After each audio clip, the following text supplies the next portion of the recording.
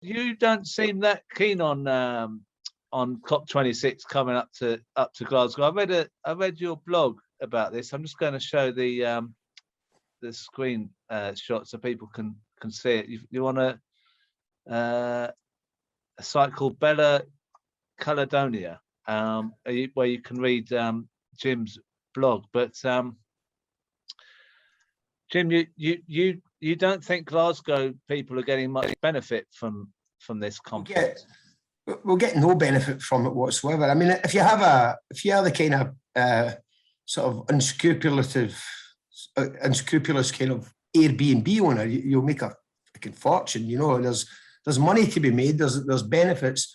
But so I mean, so far there has been a couple of benefits to Glasgow in that both the GMB cleansing workers and ScotRail RMT members of ScotRail were able to win their demands on pay rise simply because of the panic of having no trains and no cleansing workers during COP26. So it has had a little bit of a positive effect, but in general, Glasgow has been closed down for this. That we are not capable of staging a conference at this level without completely closing down the whole city. Roads are closed, schools are closed. My son's at a college which is 6 miles away from COP, but they're returning to online this week. There is, and ironically, for a climate change conference, they've closed cycle paths, they've closed walking paths, walking routes. So we are virtually closing everything down in order to bring this thing to Glasgow. And in terms of benefit, we'll get as much benefit in terms of climate change. We'll get as much benefit as we did in the previous 25 COPs. COP26 is not like the G20. There's not 26 members. This is the 26th time they've had this conference, and we've seen nothing of significance come out of the other ones. So I'm not very confident we'll get anything out of it. And certainly for Glasgow, we've had to endure a year since COVID where we've been fighting to get our cultural venues back open, our museums, our libraries, our sports centres. Most of them, half of them still not open since COVID. And we've got a double done this week of hearing that the ones that have managed to open, this our sort of flagship galleries, the Kelvin Gallery, Kelvin Halls, the Gallery of Modern Art and the Riverside and Transport Museum are closed this week for COVID, for COP26, because they'll be hosting champagne receptions. The Queen's holding a party at one. So the ordinary people of Glasgow and the 25,000 delegates who are not who are not politicians will be kept out of even the places that we use on a day-to-day basis. So no, I'm not. Yeah, but the other thing you said the other thing you put in your blog was about this travel card that people who are visitors can have a travel card where they can all get around from one buses and underground and whatever. Yeah, I mean people down in London can't. Yeah, but we've been after what London has, the Oyster card thing and an integrated transport system for a long time in Glasgow. We've been asking for this. We have an underground railway thing. I don't know if you've ever seen it. It's wonderful. It's on a walking map. It's just a circle, and we have an overground, quite a good rail system in the middle of Glasgow, and we have a bus system, all run by 3 different private companies, all organising a different ticketing system. And for many, many years, we've been fighting for a sort of integrated system with a smart card that goes with it. And lo and behold, this week, there's a smart card being introduced, but it's for delegates at COP26.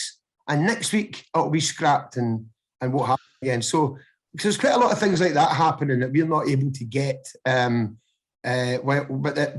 you can introduce it just for 1 week only. So yeah, there's a lot of anger in the city. And on the big march by the COP Coalition next Saturday, they'll be joined by, I believe it's over 30 community groups who are fighting to save their own services. And to watch the fact that you can't get into your library after all this time, your children can't get in to use a library. People need the library services. People who are unemployed who need internet services in the library can't get back in. But we can bring in 25,000 delegates and wine and dine them in luxury. We can't even do the basics. Oh, it's just terrible. Sounds like a party conference, but like 10 times worse. It's also, I mean, I read yesterday, it's also the whitest and most privileged COP conference ever. because of COVID and because of the limitations of Glasgow, people can't get here from the global south, from the countries most affected. So more than any other COP, it's just the elite voices from sort of the Western world that are heard. So as to what effect it has overall, I doubt that'll ever happen, and I doubt it will have any effect at all. And simply Glasgow can't cope with it. We've had to bring in, there's 2 cruise ships just down the river from me here. There's 2,000-bed cruise ships that are there just to host staff. You have people, if there's any homeless services or people on, people sort of hidden homeless, the ones that are not sleeping indoors, use hostels and use cheap hotels. There is one hotel that was 2 weeks ago was £28 for a night and is now £1,462 for a night, per night. That's the level we're at. And that spreads right across central Scotland. So hotels all the way through to Edinburgh, through the middle of Scotland, they're all overpriced. So homeless people are out of their accommodation.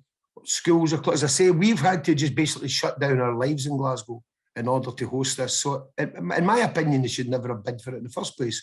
If you ran a venue that held 100 people and someone came to you and said, I want to hold this event here that holds 1,000 people, you would just say, no, I can't, I'm not capable of doing that. And that's what Glasgow should have done. Yeah. Oh, good analogy there. Yeah. Oh, thank you. Thank you for coming on. Hope it goes quickly for you. Well, I mean, hopefully our voices will be heard. There'll be thousands of people on the streets. We'll be joined by protesters from all over the world. So hopefully what will come out of it, the voices of the ordinary people in Glasgow and the voices of the protesters will be heard. As I said, the GMB union in Glasgow, the RMT union across the ScotRail service across Scotland, their voices have been heard and they were able to use COP26 as leverage to get a pay deal. So hopefully something good will come out of the ordinary people rising up against this.